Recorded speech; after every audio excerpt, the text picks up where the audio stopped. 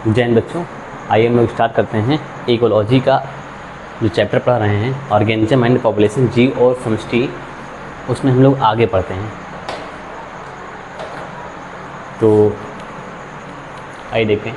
पहले तो हमने हमने एक चीज़ बताया नहीं था कि जो चैप्टर पढ़ रहे हैं उसका नाम क्या है।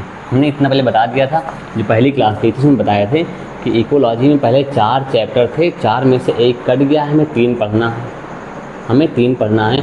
इन तीनों को मिला के 14 नंबर के क्वेश्चन पेपर में आएंगे। ठीक, तो हमने जो लिखाया था हल्का फुल्का दूसरे लेक्चर में पढ़ाया था ना, तो वो इसी चैप्टर का था, मतलब पहले वाले चैप्टर का। हम फिर से नाम लिखवा दे रहे हैं, नाम हम लिखवाए नहीं थे, उस दिन सो के उठे थे, सीधा आगे इसे पढ़ा के चले गए। तो आइए देखते हैं, पहले चैप्टर का नाम डाल दें। तो आप लोग कहेंगे नाम पता नहीं, डाले नहीं, डालते हैं। चैप्टर का नाम क्या है? Organism and population. Organism and population, जीव और समष्टि।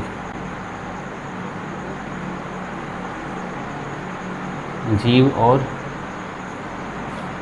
समष्टि,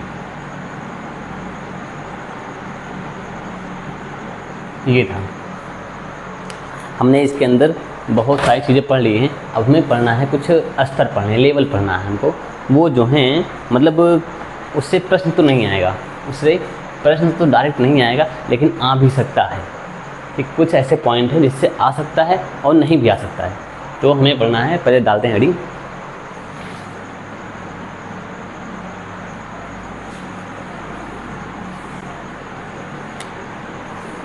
ऐसे डाल दो हेडिंग, जीव विज्ञानीय संगठन के स्तर। जीव विज्ञानीय संगठन के स्तर level of biological organisation. Level of biological organisation. पहले हम लिखते हैं, फिर समझाएंगे। इसमें ध्यान सुनना।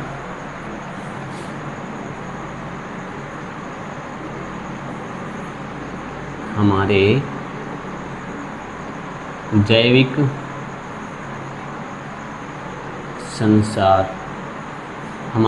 जैविक संसार में अद्भुत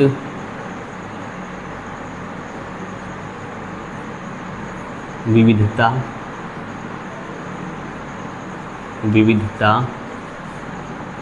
और जटिलता पाई जाती है। इसे समझने के लिए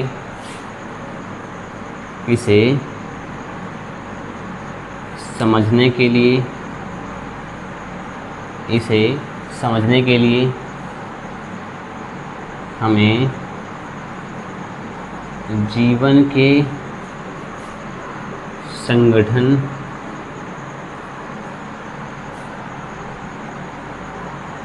स्तर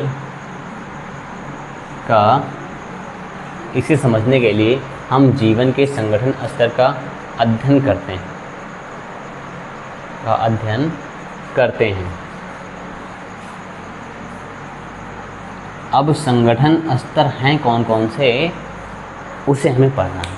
तो पहला संगठन स्तर में पहले क्या आता है? पहले आते हैं बृहद अणु। क्या आते हैं?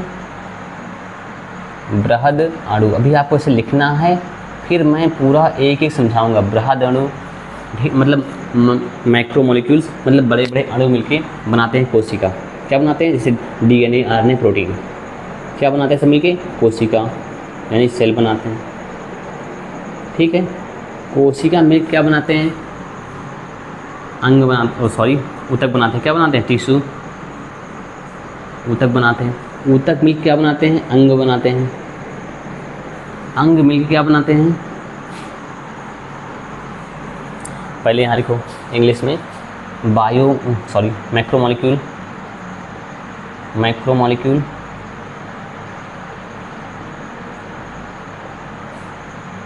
सेल, टिश्यू, ऑर्गन,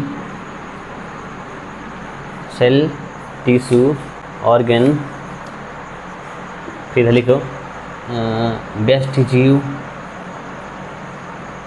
बेस्ट जीव, इसे इंडिविजुअल ऑर्गेनिज्म,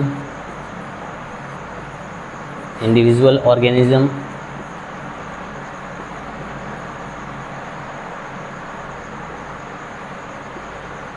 अब समष्टि, इसे कहते हैं इंग्लिश में कहते हैं पॉपुलेशन या जनसंख्या, ठीक। समष्टि मिलकर बनाती है समुदाय, इंग्लिश में कहते हैं कम्युनिटी।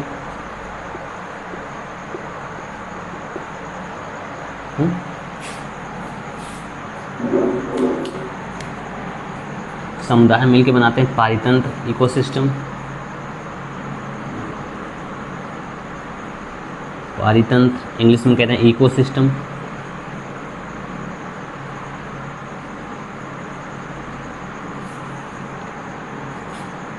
और आगे चल क्या बनता है, बायोम। क्या बनता है, बायोम।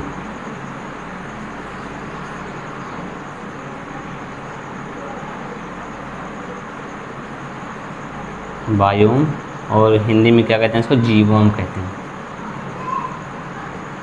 आपको ऐसे भी लिखा मिल सकता है, ऐसे भी लिखा मिल सकता है। अब इसको पहले उतारो, फिर हम लोग एक एक पॉइंट सब अच्छे तरीके से समझेंगे कौन क्या होता है, मतलब इसमें क्या है क्या नहीं, हम डिटेल से पढ़ेंगे। ऐसा कुछ नहीं जो समझ में ना आए आपको, सब समझाएंगे एक एक पॉइंट। आप बता दो इसको। पहले क्या था, बृहद अणु। क्या बृहद अणु मिलकर क्या बनाते हैं, बृहद अणु मिलकर क्या बनाते हैं, कोशिका। क्या बनाते हैं, सेल बनाते हैं, कोशिका बनाते हैं। फिर कोशिका से ऊतक बनता है, ऊतक से अंग बनता है, अंग से क्या बनते हैं भैया, अंग तंत्र बनता है। उसे छोड़ो, कोई समस्या नहीं। अब भैया कई सारे अंग मिल कर क्या जीव बनाते हैं, बेस्ट जीव बनाते हैं। अकेला इंसान बनाते हैं, अकेला जीव बनाते हैं। अब जीव ढेर सारे मिल क्या बनाते हैं, समष्टि बनाते हैं, पॉपुलेशन बनाते हैं। फिर समुदाय बनता है, कम्युनिटी बनती है। फिर पारितंत्र बनता है, फिर क्या बनता है, बायोम बनता है। क्या बनता है, बायोम बनता है। अब आप इसको उतारो, फिर हम लोग एक एक पॉइंट आराम से समझेंगे। आप सोच रहे हैं इसको समझाए है नहीं, है ना। ध्यान सुनना, जीव विज्ञानी संगठन के स्तर, जीव विज्ञानी संगठन के स्तर लिखा है। तो हमने पढ़ाया बताया हमारे जैविक संसार में अद्भुत विविधता, मतलब विविधता बहुत ज़्यादा पाई जाती है और जटिलता भी है। हम इस विविधता और जटिलता को समझने के लिए, हम इस विविधता और जटिलता को समझने के लिए क्या करते हैं, जीवन के संगठन स्तर का अध्ययन करते हैं। जीवन के संगठन स्तर का अध्ययन करते हैं। तो संगठन स्तर क्या है, पहले बृहद अणु आता है, मैक्रोमोलिक्यूल्स आते हैं, सेल, टिश्यू, ऑर्गन, फिर इंडिविजुअल आता है, मतलब कोई भी व्यक्ति, अकेला जीव आता है। उसके बाद क्या आता है, पॉपुलेशन, मतलब ये, फिर कम्युनिटी, फिर इकोसिस्टम, फिर आता है बायोम। इसके बाद भी एक आता है बायोस्फीयर, नहीं पढ़ना है हमको उसको, उसे इतना बता दो।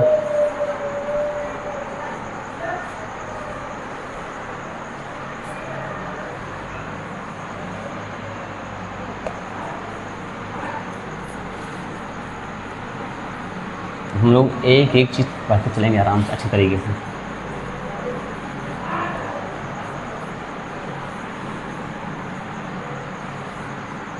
तो पहले ही हेडिंग डाल देंगे, बृहद अणु। बृहद अणु, बृहद अणु मतलब ये सभी चैप्टर से संबंधित है, मतलब जूलॉजी बॉटनी में जो आप पढ़ेंगे इसमें से कुछ ना कुछ इसमें आ ही जाएगा। बृहद अणु,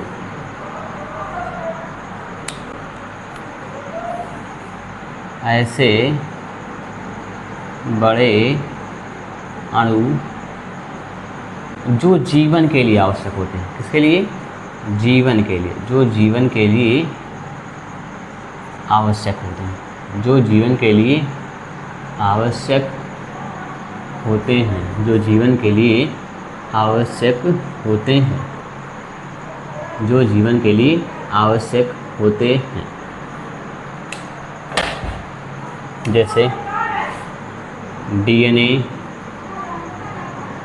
आरएनए, प्रोटीन, बता रहा हूँ। अब इसके बाद अगली डाल देंगे हम लोग कोशिका, सेल, दूसरी सेल यानी कोशिका।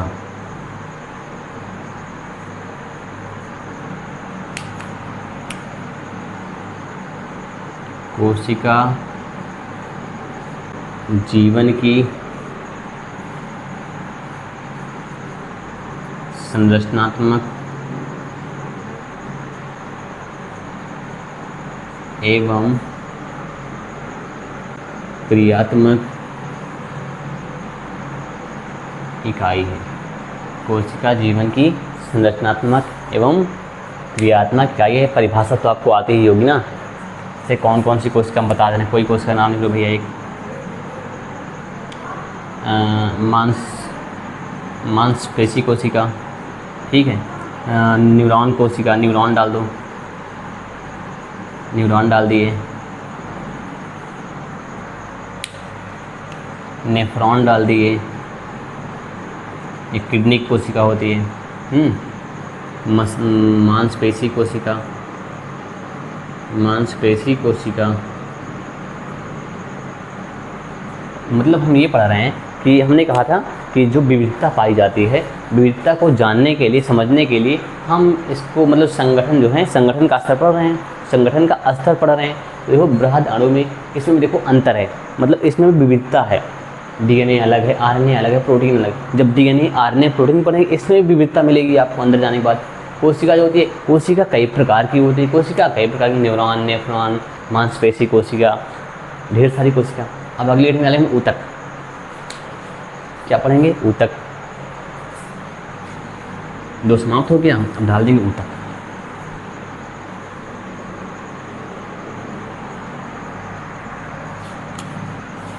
तीसरी हेडिंग है ऊतक, यानी टिश्यू। टिश्यू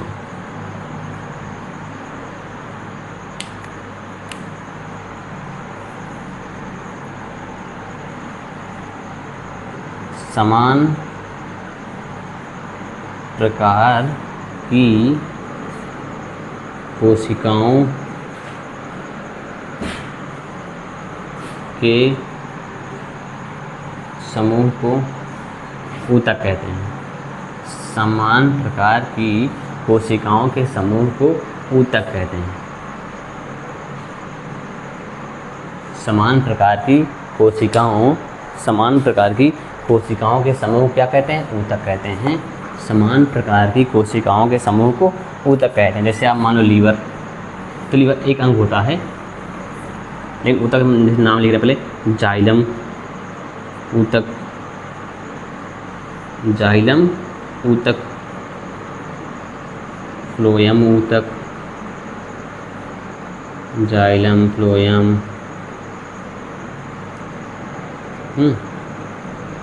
अब सुनना, जो जाइलम ऊतक होता है, इसमें जितनी भी कोशिकाएं होती हैं वो वाटर से संबंधित होती हैं, जल से संबंधित होती हैं। वो सभी जल का ट्रांसपोर्ट करती हैं, मिनरल्स का भी करती हैं, वाटर और मिनरल्स करती हैं, लेकिन भोजन का नहीं करेंगे, फूड मटेरियल का नहीं करेंगे, सिर्फ किसका करेंगे? जल का ट्रांसपोर्ट ही करेंगे ये लोग, ठीक है। एक प्रकार की ही कोशिकाओं से मिलकर बना होता है, उसे क्या कहते हैं? ऊतक कहते हैं। क्या कहते हैं? ऊतक कहते हैं। समान प्रकार की कोशिकाओं के समूह क्या कहते हैं? ऊतक। क्या कहते हैं? ऊतक। अगली हेडिंग आएगी व्यष्टि जीव। पहले इतना उतारो आप। अगला है व्यष्टि जीव, इंडिविजुअल ऑर्गेनिज्म। चौथा क्या है? व्यष्टि जीव।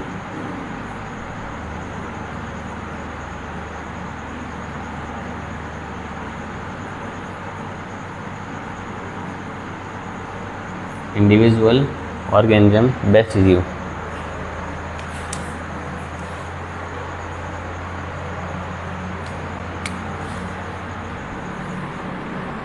इतना उतारो, जब तक हम देखें इसे कुछ क्लियर है ना। और लाइक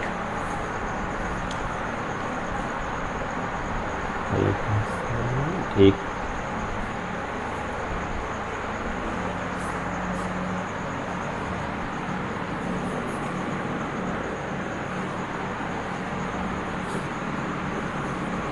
पहले हमने पढ़ लिया बृहद अणु। क्या पढ़े?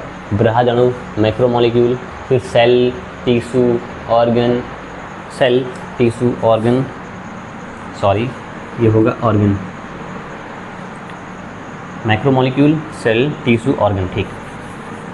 ये ऑर्गन यानी अंग होगा। क्या होगा? अंग। क्या है? अंग।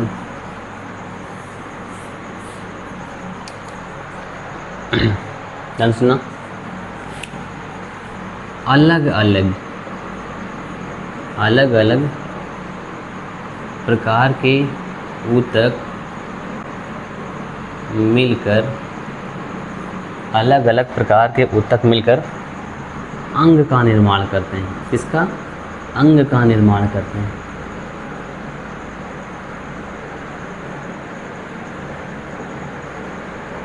अलग अलग प्रकार के ऊतक मिलकर अंग का निर्माण करते हैं। जैसे कौन सा अंग भैया हो गया? दिल, हार्ट, हृदय इसको बोलते हैं आप लोग हिंदी में, हृदय, गुर्दा,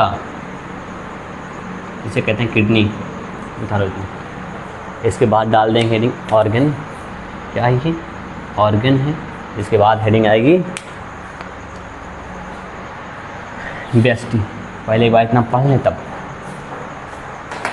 ध्यान सुनना, बृहद अणु क्या होते हैं? मैक्रोमोलिक्यूल्स क्या होते हैं? ऐसे बड़े अणु जो जीवन के लिए आवश्यक होते हैं। किसके लिए आवश्यक होते हैं? जीवन के लिए आवश्यक होते हैं। ऐसे बड़े अणु जो जीवन के लिए आवश्यक होते हैं उन्हें क्या कहते हैं? बृहद अणु। DNA, RNA, protein. DNA, RNA, protein. कोशिका क्या होती है? कोशिका जीवन की संरचनात्मक और क्रियात्मक इकाई होती है। ये सभी को आता है, ये सभी को आता है।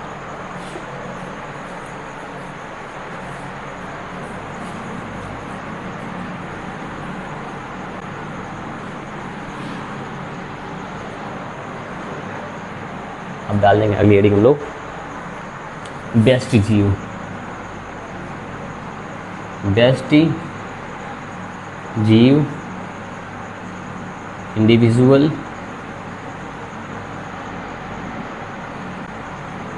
ऑर्गेनिज्म।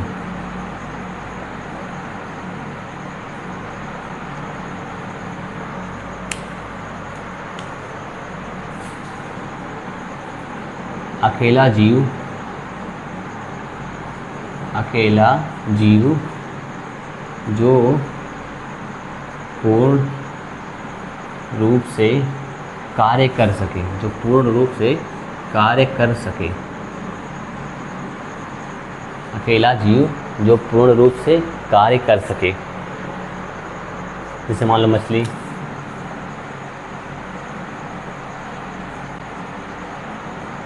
मानव, कुत्ता, बिल्ली।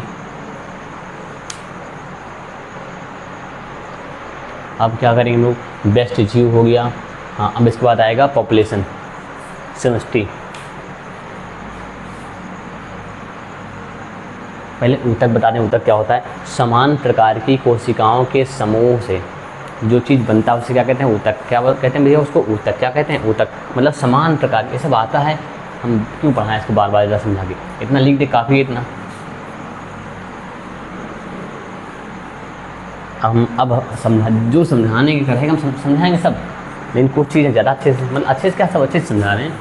अब डाल दो अगली हेडिंग समष्टि, यानी पॉपुलेशन।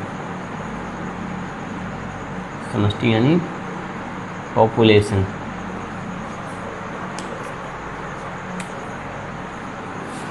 एक ही प्रजाति, एक ही प्रजाति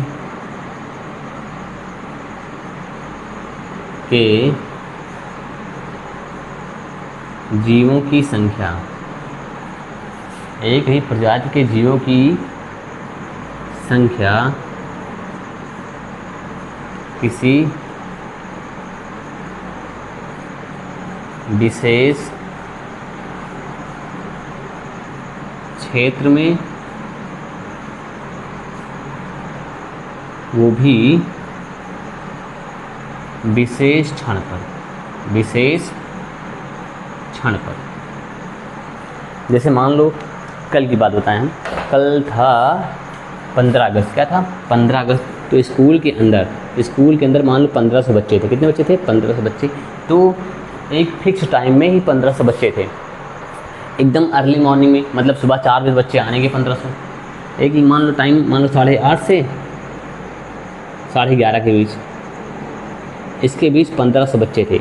मतलब हम ये बोल सकते हैं, मान लो कोई स्कूल कॉलेज है, हाँ, इस कॉलेज में क्या है, इस कॉलेज में 8:30 से 11:30 के बीच 1500 बच्चे थे। मतलब ये क्या है, जनसंख्या है, क्या है, जनसंख्या है, समष्टि है, क्या है, समष्टि है। और समय क्या दिया गया है, 8:30 से 11:30 के बीच की समष्टि। तो ही लिखा है हमने।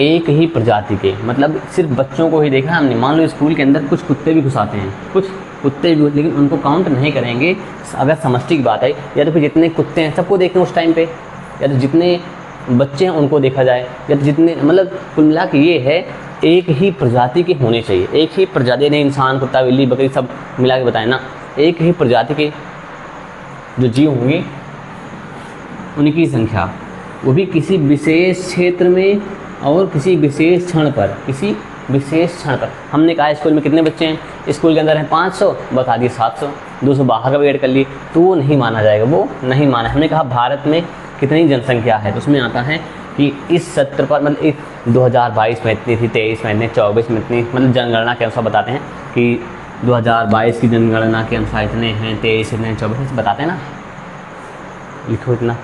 अब अगली हेडिंग हम लोग डाल देंगे समुदाय, कम्युनिटी, समुदाय, समुदाय यानी कम्युनिटी,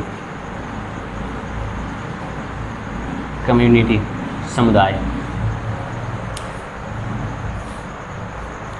अब सुनना, समष्टि मतलब मान लो ये स्कूल के पूरे बच्चे हैं, ठीक है, ये पूरे बच्चे हैं, सभी बच्चों को, जो बच्चों की संख्या है इन सबको मिला क्या बोलेंगे, जनसंख्या, क्या बोलेंगे, जनसंख्या बोलेंगे, ठीक है, मतलब समष्टि बोलेंगे, क्या बोलेंगे, समष्टि बोलेंगे। ये बच्चों की समष्टि है। अब कुछ इसमें स्कूल में एक दो कुत्ते भी घुसाते हैं, एक दो कुत्ते भी घुसाते हैं, कुछ कुत्ते घुसाते हैं, और कुछ पक्षी भी होते हैं, कुछ पक्षी पौधों में बैठे होते हैं ना पक्षी, और कुछ चींटे भी होते हैं, चींटा, चींटी, ये सब। अब सुनो, ये इसकी समष्टि है, ये इसकी समष्टि है, ये इसकी समष्टि है, ये सब अलग अलग समष्टियाँ हैं ना।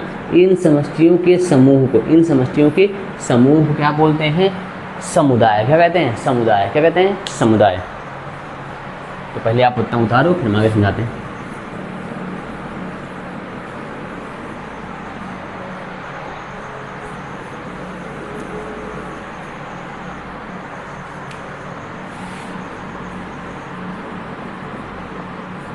अलग अलग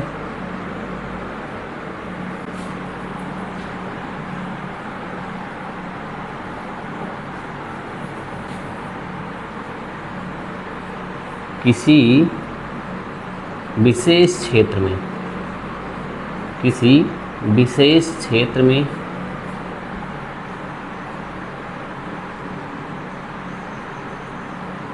सभी अलग अलग समष्टियों के समूह को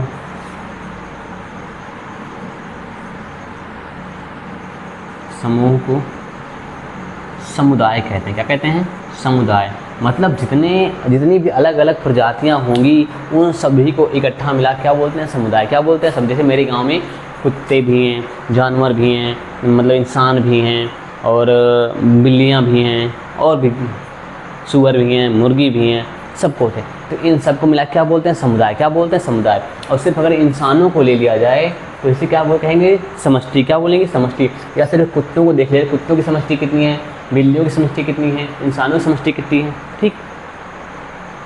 इतना हो गया। अब हम पढ़ेंगे पारितंत्र क्या होता है, पारितंत्र। इसके बाद आएगा बायोम।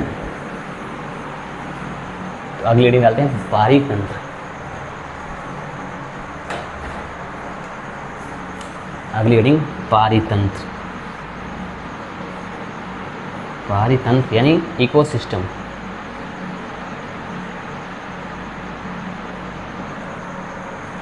इकोलॉजी की क्रियात्मक इकाई है। क्या है, यह इकोलॉजी की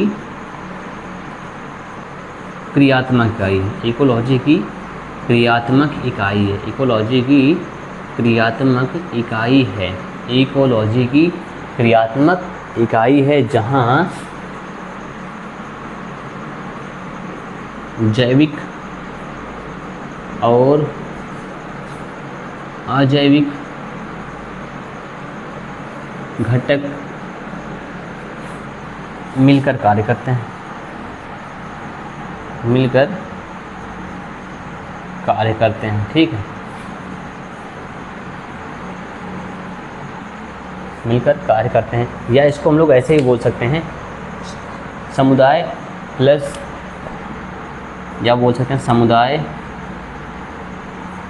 प्लस अजैविक घटक, समुदाय प्लस अजैविक घटक। अब इसके बाद बचता है बायोम। अगली हेडिंग डाल दें हम लोग बायोम। बेस्ट जीव क्या होता है? अकेला जीव जो पूर्ण रूप से कार्य कर सके, जो पूर्ण रूप से कार्य कर सके, जैसे मछली हो गया, मानव हो गए। इतना बता रहे तक देखें, नीचे वाले सारा कुछ आ रहा क्लियर ना।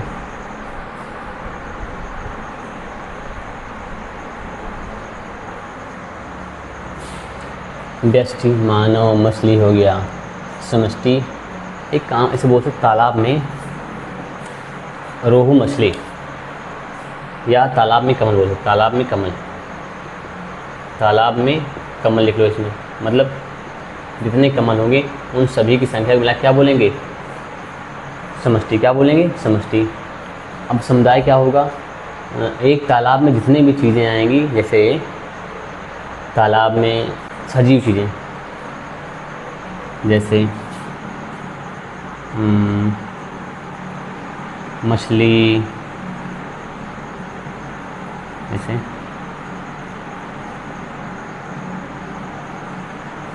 तालाब की मछलियाँ,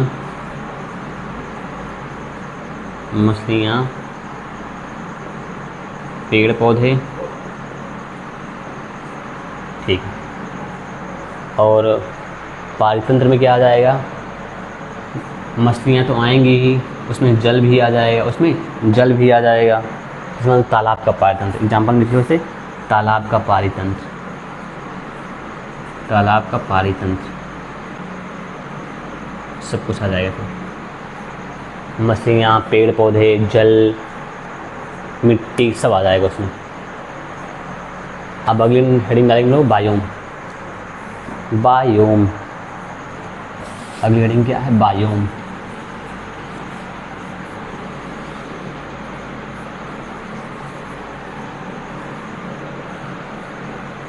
बायोम या जीवोम।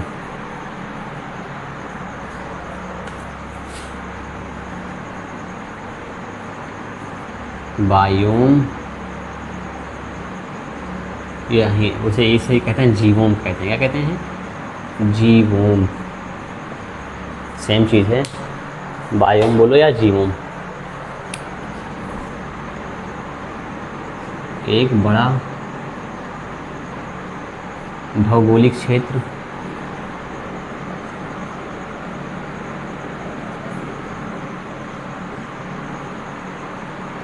जिसमें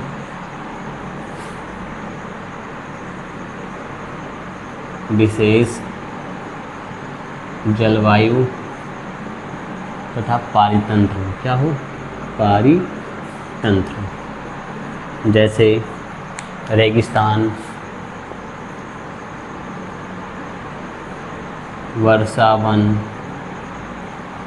टुंड्रा इत्यादि।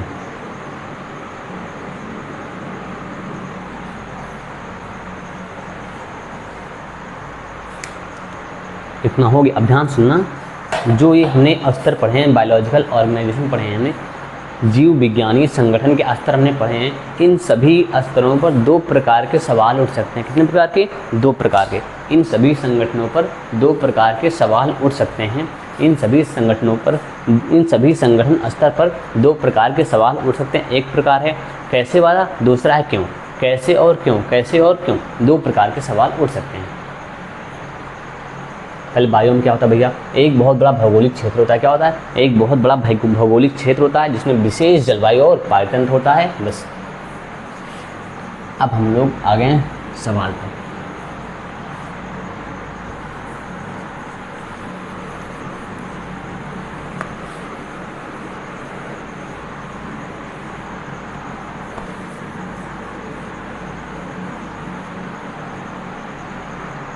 तो यहाँ हम लोग डालते हैं हेडिंग, इन सभी स्तरों पर, इन सभी स्तरों पर दो प्रकार के सवाल उठ सकते हैं, उठ सकते हैं। नंबर एक, कैसे प्रकार का, मतलब हाउ टाइप। नंबर 2, क्यों प्रकार का।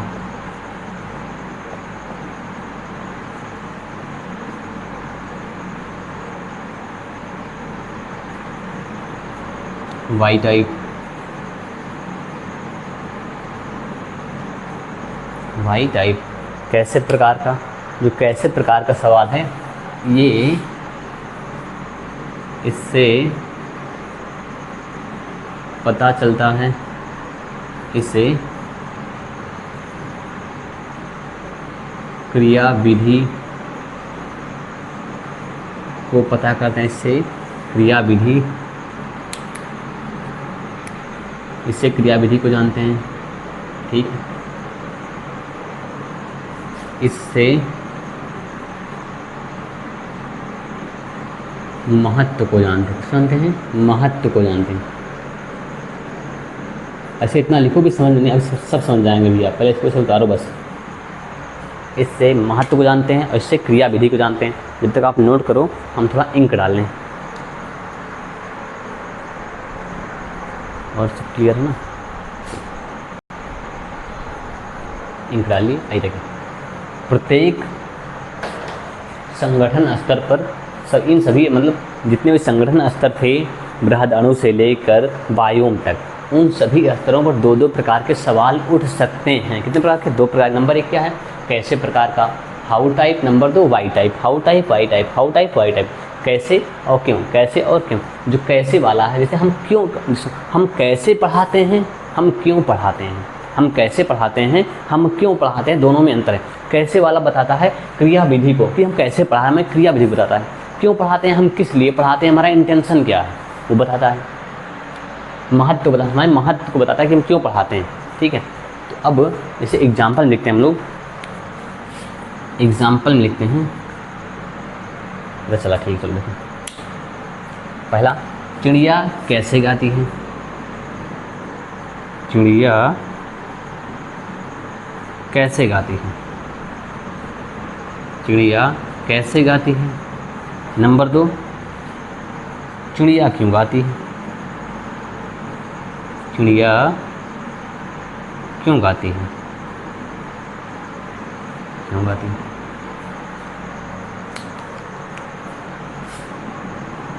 ये चिड़िया के साउंड बॉक्स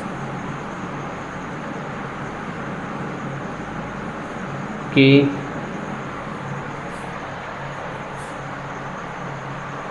कंपन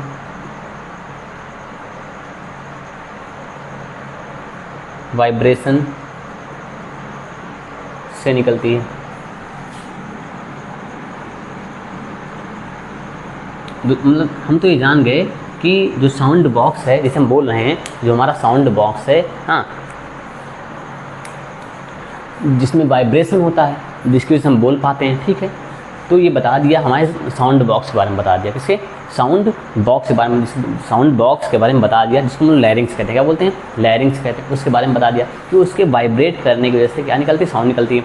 अब चिड़िया सुनो, अब मतलब चिड़िया के बारे में बताया, चिड़िया क्यों गाती है। मतलब दो टाइप के सवाल निकलते हैं ना। जब सुबह सुबह क्या होता है, हम लोग सोए होते हैं घर में, तो चिड़िया उसमें, आप जैसे बुलबुल पहले हुआ करते थे, गाते थे ना, तो मतलब हम लोग मतलब घर पे जब सुबह सुबह चिड़िया बोलती थी तो हम लोग सुबह उठ जाते थे, जान जाते थे कि अब सुबह हो गई है, 4 या 4:30 बज चुके हैं।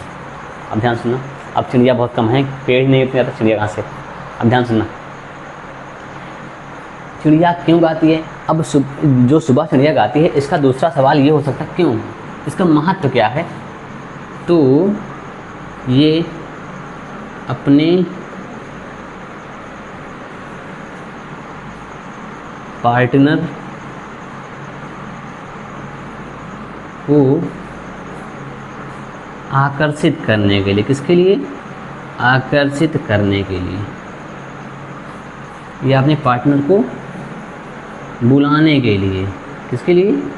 बुलाने के लिए। ये दो टाइप के सवाल हो गए। अब आप इन सबको बुलाने के लिए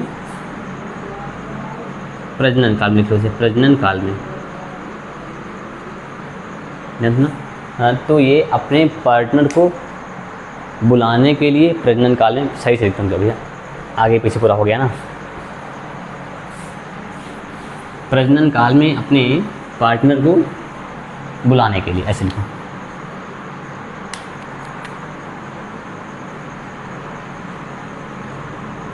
प्रजनन काल में अपने पार्टनर को बुलाने के लिए, को बुलाने के लिए। बताओ, मतलब ये सवाल पूछे नहीं जाएंगे, लेकिन हम लोग जान तो लें। सिर्फ वही पूछा जा सकता है कि जो कोशिका पूछ सकता है क्लास 11th में, कोशिका क्या होती है, और उसके बाद अंग वही पूछ सकता है। लेकिन जिसे जीव आ गया, बेस्ट ही पूछ सकता है। हाँ, उसके बाद समष्टि पूछ सकता है, पायतंत्र पूछ सकता है, बायोम पूछ सकता है, उसको इस सब चैप्टर से पूछ सकता है। आपको एक बार देखते चलना है, ये सब एक बार में याद हो जाएंगे, कुछ रटना नहीं है इसमें। अब कुछ और भी एग्जाम्पल हैं, दिलचस्प एग्जाम्पल, मतलब मस्त मस्त एग्जाम्पल हैं। जैसे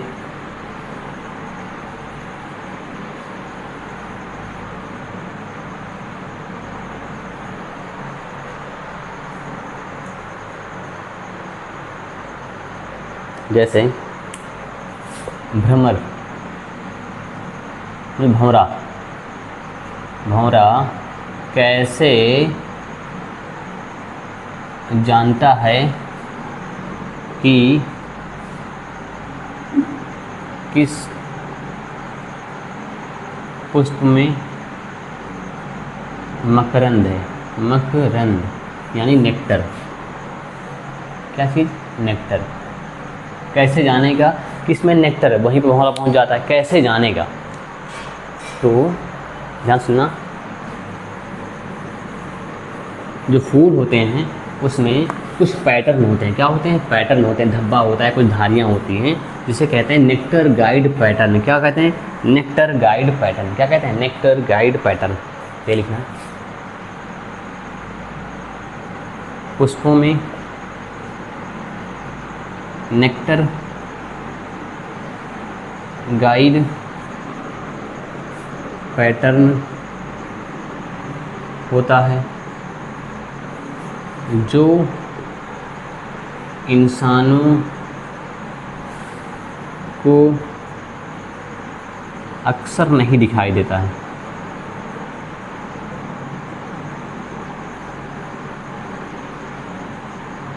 जो इंसानों को अक्सर नहीं दिखाई देता है, लेकिन मक्खियाँ, भंवरे, लेकिन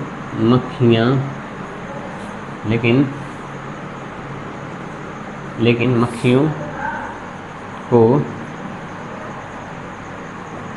दिखाई देता है, लेकिन मक्खियों को दिखाई देता है। दूसरा पॉइंट इसमें ये हो सकता है, कुछ पुष्प विशेष प्रकार की सुगंध छोड़ते हैं। ये भी हो सकता है रीजन। उतारो उसको, मतलब ऐसे ऐसे लिखना है, एक दो बात पढ़ना आराम से आ जाए, कोई समस्या नहीं, याद नहीं करना है। उतारो आप। इसके बाद आएगा चूजे, मतलब मुर्गी का अंडा। चूजे अपनी माँ को कैसे पहचानते हैं? चूजे अपनी माँ को कैसे पहचानते हैं? अगला सवाल ये रहेगा, भंवरा है। चूजे अपनी माँ को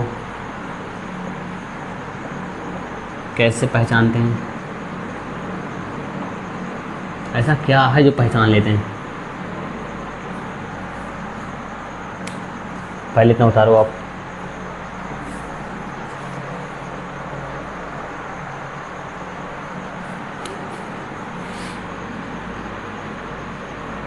जन्म के समय चूजे अपनी माँ को देखकर और उसकी आवाज़ सुनकर छाप प्रक्रिया इम्प्रिंटिंग छाप प्रक्रिया द्वारा पहचानते हैं।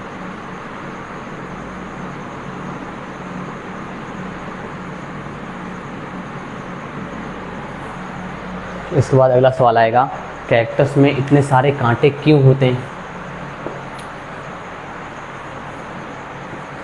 एक सवाल और बचा है फिर समाप्त। कैक्टस में इतने सारे कांटे क्यों होते हैं? इसको आप एक दो बार पढ़ेंगे, याद है, कुछ समझाना नहीं है भैया इसमें। हाँ नहीं, आप सोचे सही समझा नहीं रहे हैं। जहाँ समझाने का आएगा वहाँ समझाएंगे, और ये सब एक दो बार पढ़ेंगे, याद हो जाएगा आराम से, इसमें कुछ नहीं है।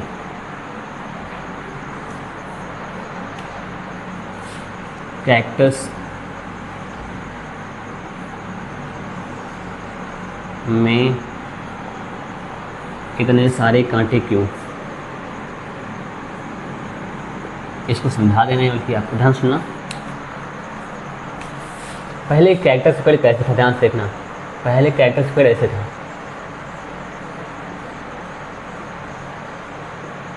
ये कैक्टस पेड़, ढेर सारी पत्तियां इसमें थी ऐसे। यह है कैक्टस का पेड़, किसका है? आप सोच रहे हैं हमें ऐसे दिखता नहीं है, अभी मैं ऐसे दिखा देंगे, परेशान ना होइए आप। यह है कैक्टस का पेड़, ठीक। हम देखने एक बार वीडियो प्ले है ना, हाँ ठीक, ये है कैक्टस का पेड़। अब ध्यान सुनना। अब क्या हुआ, ये होता है रेगिस्तान में। कहाँ होता है? रेगिस्तान में होता है। अब इसमें ढेर सारे स्टोमेटा होते हैं दोनों साइड पे। अब क्या हुआ भैया, पूरा जल वेपराइज हो जा रहा था, वाष्पित हो जा रहा था। तब इस पौधे ने सोचा ये पत्ती जो है इससे ज़्यादा जल निकल जा रहा है, तो क्या करता है, इस पत्ती को इतना सिकोड़ता है, ध्यान देना, एकदम सिकोड़ देता है। चलो ऐसे सिकोड़ दिया पत्ती को, ऐसे हो गया, इस पर कांटे आ गए पत्ती पर, देख ना, पत्ती एकदम सिकोड़ दिया, पत्ती मोटी हो जाती है, इस पत्ती की लेयर मोटी हो जाती है। सारी पत्तियाँ ऐसी हो गई कैक्टस की सारी पत्तियाँ मोटी हो गई ऐसे। इसमें ढेर सारे कांटे भी आ गए।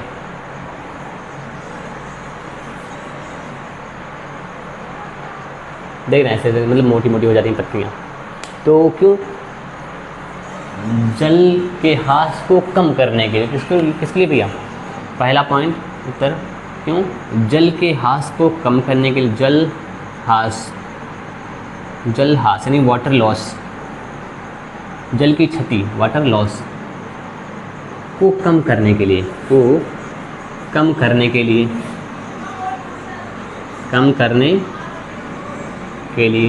नंबर 2 क्या था, जब पत्ती इसकी बढ़िया ऐसे थी तो इसको मतलब जानवर खा लिया करते थे। अब पत्ती वैसी ही हो गई, इसमें ढेर सारे कांटे आ गए, तो जानवर खा नहीं पाते हैं। जानवरों से सुरक्षा के लिए ताकि दूसरे जानवर खा न लें। बस आज हमें इतना ही पढ़ना था, बाकी हम लोग कल मिलते हैं अगले लेक्चर में। उसको थोड़ा मतलब जब समझने वाला आएगा, मतलब समझ अब आगे स्टार्ट हो रहा है, इसका लेवल बढ़ता जाएगा और अच्छे से समझाएंगे। चीज़ें ज़्यादा से ज़्यादा आपको याद करनी है बस। तो हम लोग कल मिलते हैं अगले लेक्चर के साथ, तब तक के लिए ओके बाय, जय हिंद। अब करना क्या है, इसको एक बार रिवाइज़ करना ज़रूर, ध्यान देना, पढ़ते रहना आपको।